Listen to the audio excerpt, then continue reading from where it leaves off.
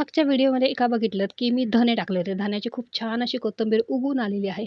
स्कूलमधून आम्ही आलोय. स्कूलमधून आलो, की स्कूल बॅग आणि टिफिन बॅग आम्ही अशी टाकतो आणि पहिली सायकलवरची एक फेरी मारून येतो. त्याशिवाय काही आमचं समाधान होत नाही. 2 दिवस झाले इथे कोथिंबीरला मी पाणी घातलेलं नाही. पाणी घालते कारण खूप छान अशी हिरवीगार कोथिंबीर उगवून आलेली आहे. नुकतीच आत्ताच 2 केकची ऑर्डर आलेली आहे. दोन्हीकडे मी केक बेस बेक करायला ठेवलेले आहेत.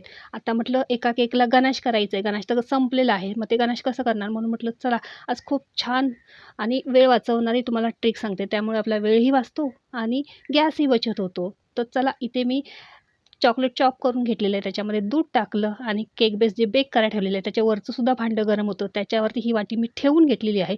खूप छान अशी हिंदी मी जुनी गाणी लावलेली. गाणी ऐकत-ऐकत माझं इथे काम चालू आहे. हे बघा मधून-अधून हे गाणं असं हलवून घ्यायचं.